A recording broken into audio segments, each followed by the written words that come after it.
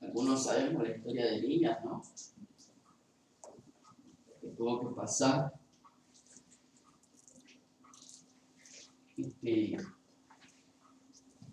bueno, enfrentarse a los profetas de Baal.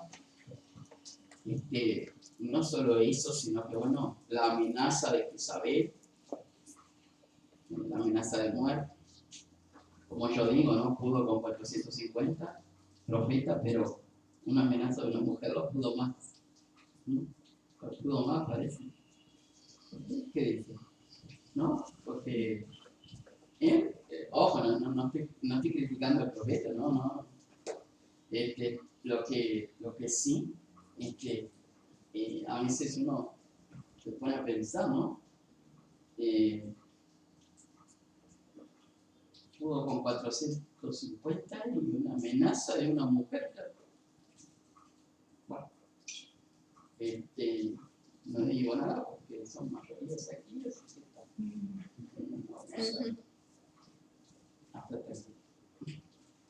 Bien. Pero bueno, ese no es el tema. El tema es que la pregunta de esta tarde es: ¿qué hacer cuando no vemos la bendición? ¿No les ha pasado? Allí, hermano, ya que no está perdida, el versículo de 1 Reyes 18, 42 al 44. Bien, ya pronto vamos a poner una pantalla.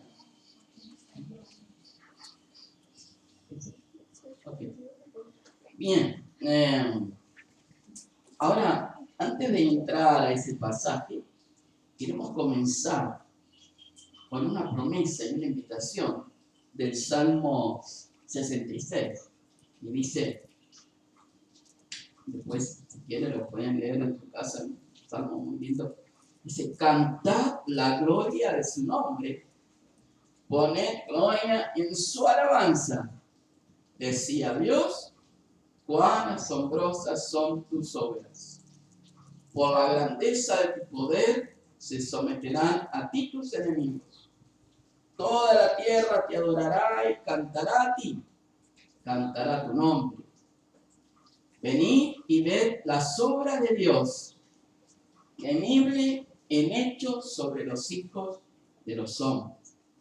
Pero en la versión NTV, una versión muy linda, de lenguaje claro, dice: vengan y vean lo que nuestro Dios ha hecho, los imponentes milagros que realizará a favor de la gente. Imponentes milagros que realizará a favor de la gente. Eso es una promesa. Eso es una promesa. ¿Podremos creerlo? Amén. Claro que lo creemos y claro que Jesucristo es el mismo ayer, de hoy y por siempre. Es el mismo, no cambia. Pero Él, como soberano, Él es el que decide en nuestras vidas. En nuestras vidas. Pero qué bueno, dice que Él es poderoso para hacer milagros en la gente, en la persona, de acuerdo a la necesidad, sea cual sea. Y en este salmo es un salmo donde se refiere, porque es un grupo de allí que cantaron. Como sabemos, los salmos son los himnos. La iglesia primitiva usaban ese himnario, que eran los salmos. Entonces, esa reunión colectiva reconociendo los hechos tan grandes que Dios puede hacer. En este caso, milagros. Milagros. Y basado en lo que dice el versículo 5, vamos a ver la experiencia que tuvo el profeta Elías frente al rey Acab. Lo que estaba sucediendo. Y como dijimos, la pregunta es, ¿qué hacer cuando no vemos la bendición? Cuando la vemos tan lejos, humanamente quizás. Pero vamos a ver que hay un versículo que podemos leer aquí, en ese pasaje, donde el siervo de Elías, o el ayudante de Elías, dijo, veo una pequeña nube. Wow.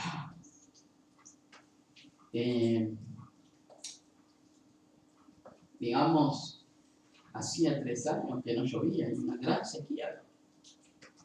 Y quizás para algunos que lo estaban oyendo por ahí, decían, pero, ¿qué le pasa? Por una pequeña nube, creen que va a venir gran lluvia, va a venir. Veo una pequeña nube, como la palma de mi mano. Pero nuestra pregunta es, ¿qué hacer cuando no vemos la bendición? Porque nos sentimos impotentes, porque queremos ya, ¿no? Muchas veces. Y somos humanos, y como dice la Escritura, Él conoce nuestra condición, de que somos polvo, dice el Salmo 103, 14. ¿No? Él conoce nuestra condición. Pero, y por supuesto que frente a las circunstancias, frente a los problemas, sea cual sea, ¿verdad? Nos sentimos impotentes. Y queremos la bendición ahora, y queremos la solución ahora. Y Dios nos dice, una pequeña nube, como la palma, dijo allí el ayudante de Elías, del profeta. Ahora, siguiendo adelante, y en eso nos queremos enfocar, ¿no? Realmente leemos el versículo, vamos a ir a Primera de Reyes, dijimos versículo 42, dice, lo leemos así en nombre del Señor. Acab subió a comer y a beber, y Elías subió a la cumbre del Carmelo, y postrándose en tierra, puso su rostro entre las rodillas. ¿Vieron lo que hizo acá? Y vieron lo que Elías lo que estaba haciendo mientras tanto. Que acá comía, que acá bebía. Parece que no le importaba que el pueblo estuviera pasando lo que estaba pasando. Versículo 43. Y dijo a su criado, sube ahora y mira hacia el mar. Y él subió y miró y dijo, no hay nada. Y él volvió a decir, vuélvete 7 veces. Lo hizo venir 7 veces, ¿no? El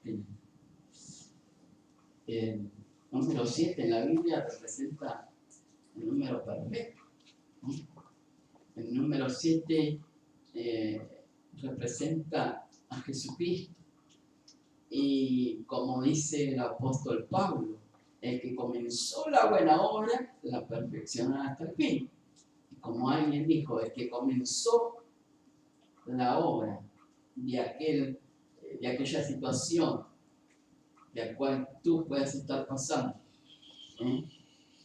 Él la va a comenzar en solución, en transformación, ¿verdad? En transformación o cambiar la situación, y la va a finalizar. Y en fin, creamos y confiamos que Él siempre la finaliza bien. Pero falta ver nuestro corazón, ¿no? Falta decir como aquellos, los discípulos dijeron al Señor, aumentanos la fe, para ver aquella nube, ¿verdad? Que es como la palma del momento. Imagínense en el cielo con una nube en la palma de una mano. No es nada, no es nada. Así a ti te dicen, mira que va a venir una tormenta tremenda entre 5 minutos porque viene esa nube y la ves y te dicen, ya está, yo voy a seguir jugando. Claro que sí. ¿Qué me vas a dejar sacar acá del sol y de la harina y del agua? Esto me están diciendo que va a venir tormenta y una nube chiquita. Amén. Hacía 3 años que no llovía en Israel, en la nación de Israel. Y estaban viviendo porque, claro, imagínense que el pueblo de Israel era un pueblo que vivía y sobrevivía era un país agrícola, ¿no? Vivía del ganado, ¿no? Y de los frutos y de los animales, y dependían de la lluvia para subsistir. Pero imagínense 3 años, creo que fue el año pasado que tuvimos sequía o el otro, ¿no? Que la tierra hasta estaba quebrajada y creo que en la represa de Salto podíamos pasar caminando, ¿no? Creo que la gente pasaba caminando. De tan seco que estaba. Imagínense para el pueblo de Israel, bueno, dependían de esta lluvia. 3 años sin llover. Y a veces nosotros acá como uruguayos decimos, hace un mes que no llueve, hay dos meses que no llueve, y a veces hasta el gobierno pide, ¿no? Y agradece que no use mucha agua, en fin, todo eso, por el tema de las luces, ¿no? Por el tema de la luz. Pero esta sequía no era obra de la naturaleza en sí misma, era un castigo de Dios a su pueblo por el constante pecado de la idolatría.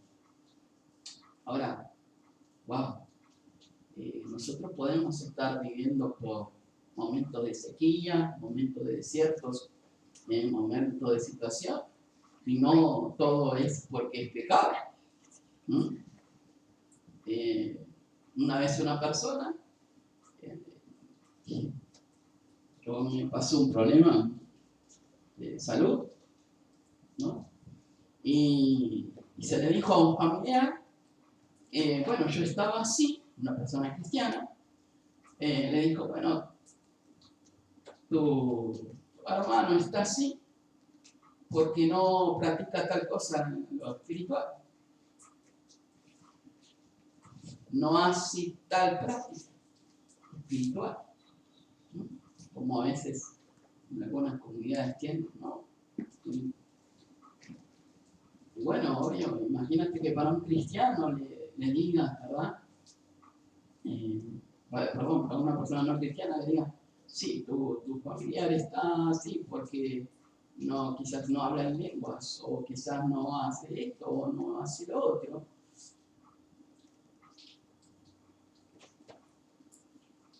Que Dios no guarde. Por eso hay que tener cuidado. Por eso, el otro día yo creo que le comentaba al hermano Carlos Sánchez, de una película que vimos, ¿no? Muy linda, ¿no? Que hablaba sobre el milagro de una niña. Y bueno, allí en la iglesia, ¿qué le dice? A la madre en medio de toda esa situación que estaba y sabía que en cualquier momento esa niña podía morir? Le dijo, bueno, vino un matrimonio ahí, le dijo, era una película, y le dijo, bueno, ¿sabes una cosa? Tu hija está así, tu esposo está así, bueno, tienes que estar pasando esta situación de tu hija, una hija chica, y tú, ¿por qué? Porque está en pecado. Algo malo le hicieron. Wow, la mujer no quiso saber más nada, te cuenta, volvió al camino. Pero por eso aclaramos, ¿no? No a veces porque pasemos ciertas situaciones o porque pasemos desiertos, ¿verdad? por pecado. Pero sí, en el caso de Israel, en ese momento sí. ¿Por qué? Porque el pueblo de Israel sabía que no debía de adorar ídolos. Allí en Éxodo capítulo 20, uno de los mandamientos era: no adorarás imagen. Y ellos adoraban, algunos de ellos se habían mezclado con los filisteos y adoraban a Baal, al dios de los filisteos. Entonces dijo Dios: no más, no puede obedecerles. Están en desobediencia, están adorando y haciendo culto a lo que yo no le mandé. ¿Por qué? Porque una de las cosas que tenían que tener claro, y desde el principio el pueblo de Israel, Dios fue claro con ellos, que al único Dios verdadero que debían adorar era el Dios de los cielos y de la tierra, al Creador, al que los había librado de Egipto, al que los había sacado de Egipto, al único.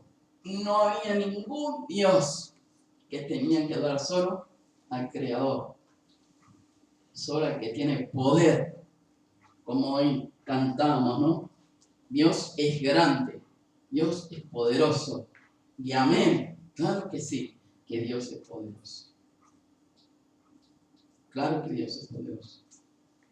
Y vayamos reteniendo en esa pequeña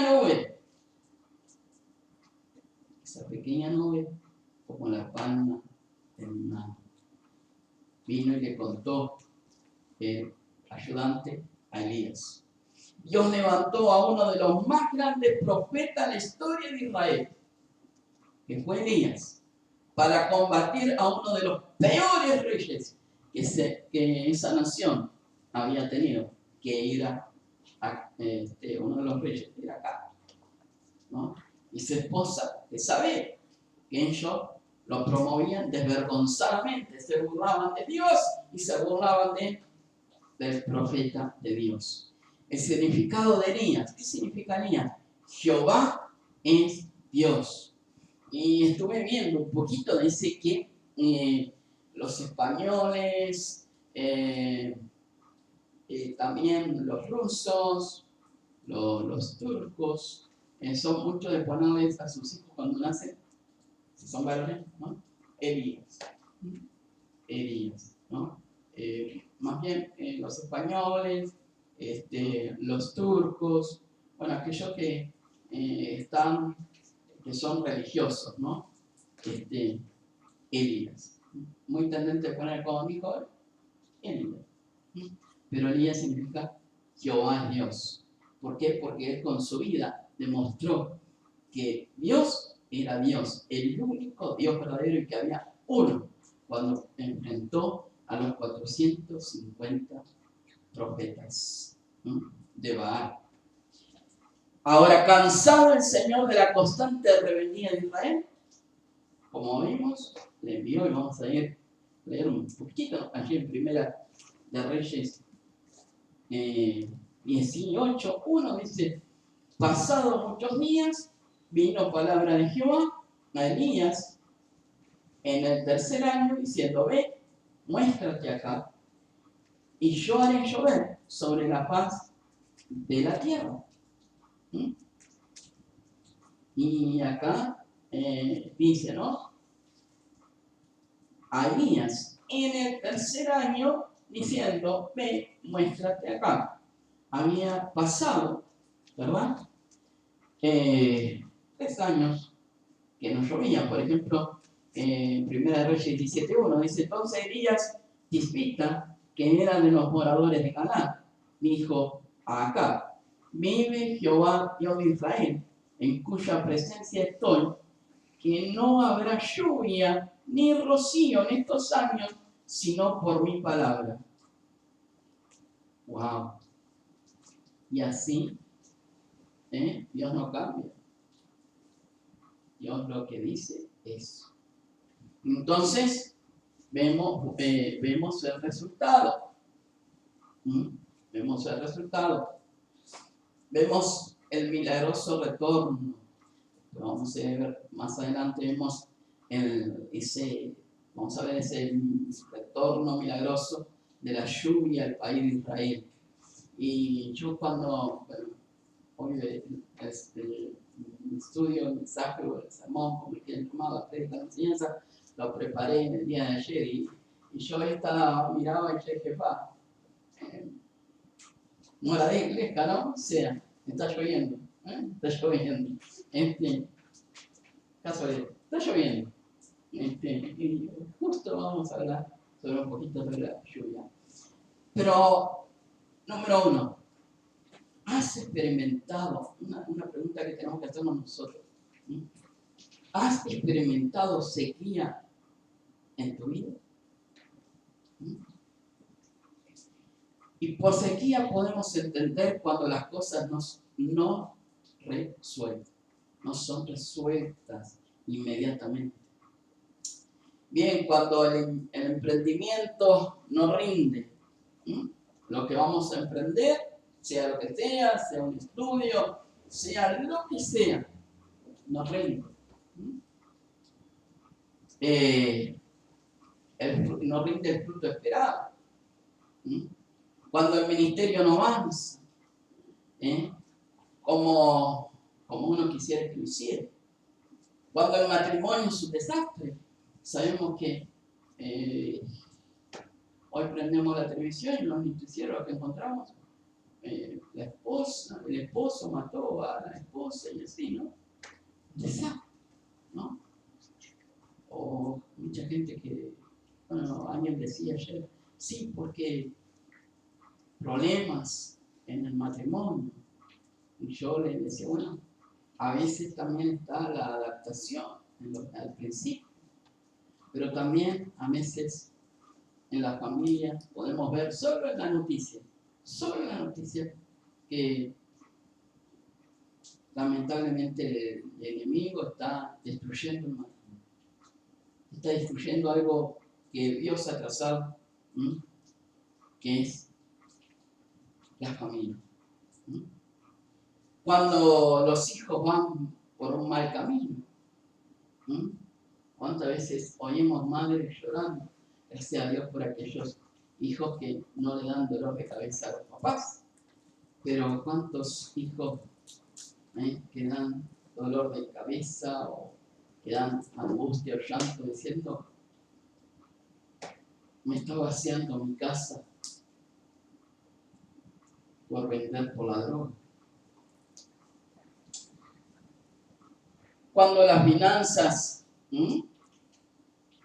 finanzas pueden tomar diferentes formas, pueden durar diferentes tiempos también. Cuando a veces la situación dura semanas, meses, años. Y quien te habla tuvo que vivir 12 años para saber lo que era caminar. Nosotros cuando nacemos, ¿verdad? Empezamos a caminar, a los golpes se aprende. En mi caso personal, no era así.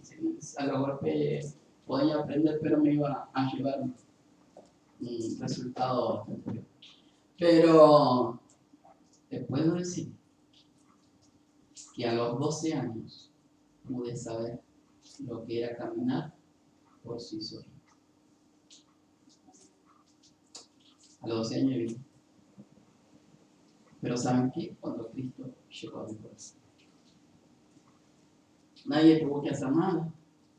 Nada, digamos, fuera de... Solamente el que conocía a Cristo y el Señor empezó a orar. Y en esta vida, por supuesto que se habremos pasado, y bueno, hasta que el Señor venga, estamos a su presencia, hemos pasado momentos en que han sido semanas, meses, y a veces hasta años. Y no estoy hablando, pues no, dijera Héctor Temes, siempre aconsejando, no seas el ombligo del mundo. Voy a aclarar qué quiere decir. No es que estoy hablando, poniendo mi ejemplo, no quiero ser yo el ombligo del mundo. Pero quiero decir que muchas personas, tenemos a Johnny Atkinson, ¿sí? Les recomiendo que compren el libro o que lo busquen en YouTube. Y la verdad que pasó años, meses, para ver esa pequeña nube, pequeña, cada día se iba acercando, pero como la palma de la mano. Segundo, la sequía prolongada produce muchas veces sentimientos que consumen, un sentimiento que mezcla muchas cosas, y entre ellas frustración. Lo que yo quería, lo que yo deseaba para mi familia, o para mí mismo, o para mi prójimo, no lo alcancé. No pasó eso que tanto deseaba. Era bien, pero no pudo ser. Y la frustración activa otro sentimiento que no controlamos. Muchas veces nuestro corazón queda hecho pedazos. ¿En qué? En que se llena nuestro corazón de amargura, de un cansancio crónico, de un desánimo. ¿Por qué? Porque muchas veces pasan situaciones en las cuales vemos muy lejos la bendición de Dios. Pero a veces nos olvidamos. Nos olvidamos de que Dios está probando. ¿Vieron cómo es el diamante? El diamante, uno lo ve después de que ya está hecho. Pero el diamante, para que sea lo que sea, tiene que pasar por el fuego, tiene que pulirlo para ser lo que es.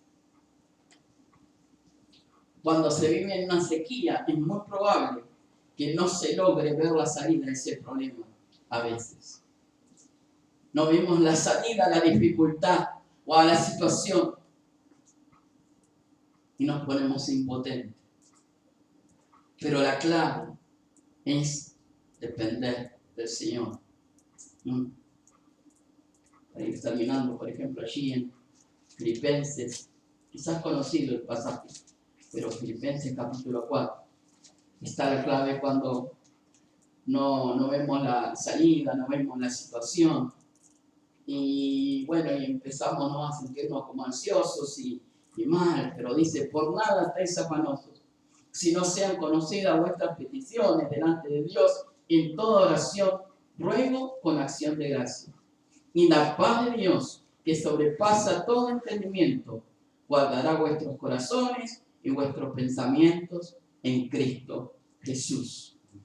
Ahí el Señor nos da una herramienta, la oración, el derramar nuestro corazón ante la presencia de Dios y saber que en Él solo está la salida.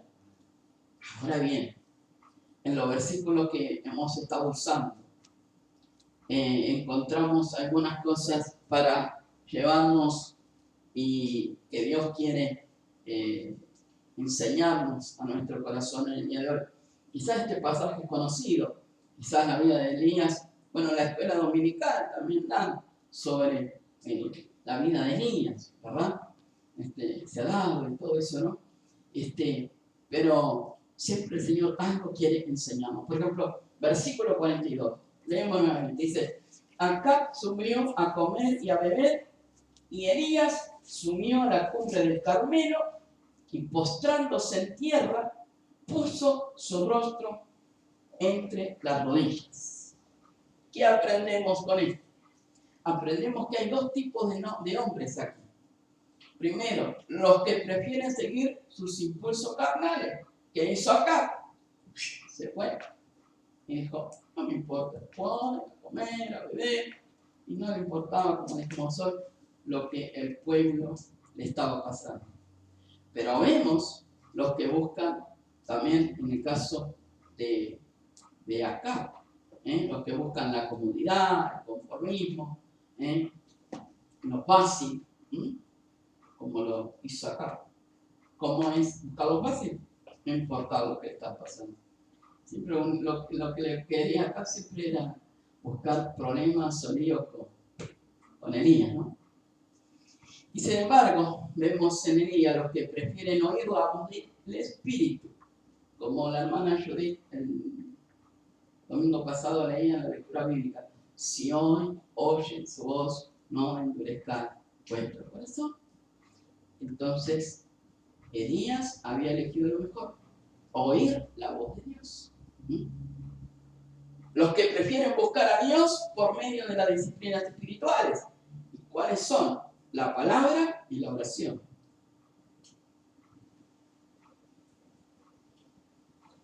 Y vemos a Elías disponiéndose a orar, porque sabía que eso era lo mejor para enfrentar la crisis. Era lo mejor para enfrentar la crisis. Dice, puso su rostro entre las rodillas. ¿Qué está haciendo? ¿Qué estamos haciendo nosotros para encarar la situación? ¿Estamos orando? ¿Estamos leyendo la Biblia, la palabra? De tal manera que a través de la palabra Dios nos habla y nos fortalece, como alguien dijo, la palabra de Dios es buena para la mente y el corazón. ¿Estamos ayunando, buscando la bendición? ¿O somos de los que nos alejamos de Dios cuando las cosas marchan mal, culpándolos a los demás de la desgracia que estamos viviendo? Le echamos la culpa a Dios, al diablo, a la iglesia, al pastor y al que sea. Y capaz que en una oportunidad yo lo dije, ¿no? O capaz que Carlito me ha oído decir. Es una metáfora. Un día estaba Martín Lutero, iba caminando. ¿Saben quién es Martín Lutero? ¿Conocen? El reformador de la iglesia, ¿no? Y resulta que ve que el diablo estaba llorando en la vereda. Sí. Y entonces, ¿vos sabías que el diablo, te imaginas el diablo llorando? ¿Eh? Sí. ¿Vos sabías el diablo estaba llorando en la vereda? No, estaba llorando en la vereda. Y ¿saben qué le preguntó Martín Lutero? ¿Qué te pasa, diablo? ¿Por qué estás llorando? Y la verdad, porque todo cristiano me echa la culpa. Y sí, ¿no? ¿A quién es? El diablo tiene la culpa del diablo, tiene la culpa el pastor, tiene la culpa la iglesia, tiene la culpa qué, tiene la culpa la suegra, etcétera, etcétera, ¿no? Pero alguien dijo así: en cambio, orar, pedir perdón, arrepentirnos y buscar la gracia de Dios en la madrugada o al mediodía o antes de acostarnos puede ayudarnos significativamente a paliar la crisis que estamos viviendo. La palabra, la oración, el estar en comunión, el congregarse, el estar, porque somos la familia de la fe. Y si entre familia, como dijo Año, ¿no? Si los de adentro no nos ayudan, los de afuera, creo que lo dijo, no me acuerdo quién, pero era alguien, Martín Fierro, ¿no? Si no nos ayudan los de adentro, los de afuera nos devoran. Y entonces, ahora mejor, es que no estoy tan en serio. Entonces, como familia de la fe, si no nos unimos, aún en medio de las circunstancias difíciles, y eso es lo que tenemos que hacer. También aprendemos que en tiempo de sequía debemos orar apasionadamente, como lo hizo Elías, que fue un hombre, como después luego Santiago dijo, un hombre semejante a nuestras pasiones, pero oró eficazmente por una necesidad. Y alguien dijo así también: ¿estás orando con fervor, pasión, derramando su alma delante de Dios? No permita que la comodidad te gane. Sal de tu cama y pon tu rostro en las rodillas. La sequía que está viviendo lo amerita. Sal de la comodidad. Y para tener en cuenta, sabemos con certeza que la oración es la llave que abre las puertas. Yo creo en el poder de la oración. Elías fue un hombre de oración. Y lo creo porque lo viví. Y algunos hermanos aquí también. Cuando la ciencia dijo que no, todavía dijo: hacer los papelitos de a la empresa que no lo voy a nombrar. No, pues está grabando el Señor dijo que sí. Así que la llave que abre todas las puertas es la oración. Jesucristo mismo nos anima a orar y a pedir y a interceder y a gemir. Y aún dice allí en Lucas 11:9, dice: pedid y se os dará, buscad y hallaréis, llamad y os abrirá. La voluntad de Dios es que en medio de la sequía, en medio de las circunstancias, golpeemos la puerta del cielo. Verso 43 dice: y dijo a su criado: sube ahora y mira hacia el mar. Y él subió y miró y dijo: no hay nada. Y él le volvió a decir: vuélvete 7 veces. 44. Y a la 7ª vez dijo: yo veo una pequeña nube como la palma de mi mano, de un hombre que sube del mar. Vemos a Elías diciéndole a su siervo que dirigiera su mirada hacia el horizonte y en dirección al mar. Y debemos entender que ambos personajes subieron, ellos no se quedaron en la comunidad, subieron al monte a buscar a Dios, a orar. Y desde ese punto de vista fue que pudieron experimentar la bendición de Dios. ¿Por qué? Porque el salmista dijo así: alzaré mis ojos a los montes, ¿de dónde vendrá mi socorro? Mi socorro viene de Jehová, que hizo los cielos y la tierra. Salmo 121. El haber mirado a la dirección correcta, el haber mirado hacia arriba con fe, el haber mirado esa pequeña nube, el haber puesto los ojos en fe, dio resultado. ¿Que estamos mirando en la dirección correcta?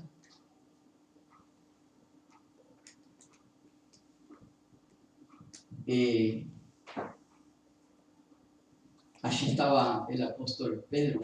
Estaba Pedro.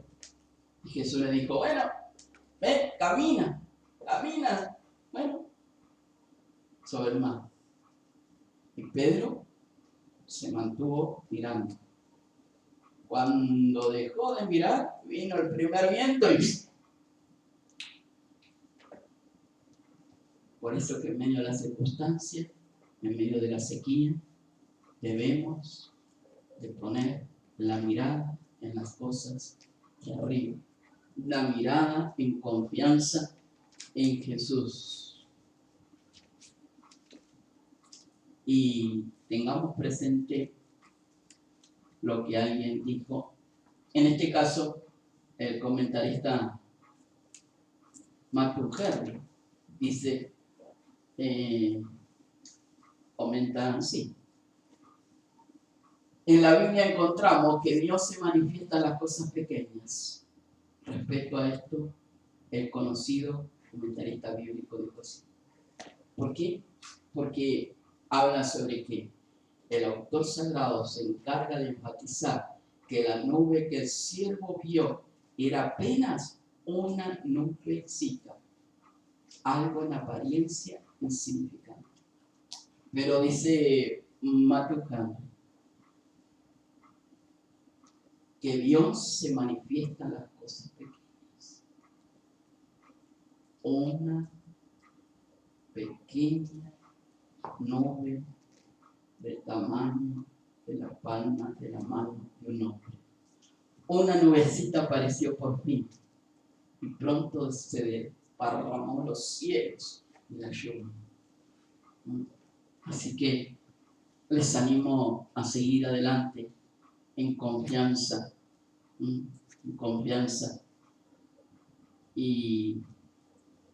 de esa pequeña nube vino una tormenta de lluvia y viento como nunca antes. ¿Y saben qué aprendo yo de esto? Que Dios se encarga de mostrarnos nubecitas en nuestras vidas, o sea, pequeñas señales que nos indican que vamos por buen camino. Aunque no lo veamos, cuando hemos subido tantas veces a la cumbre que ya no podemos más, ya queremos largar la toalla. Y cuando esa nubecita aparece podemos quedarnos tranquilos, porque anuncia el término de la sequía que tantas lágrimas nos ha costado. Y no nos olvidemos la promesa. Y Dios es fiel.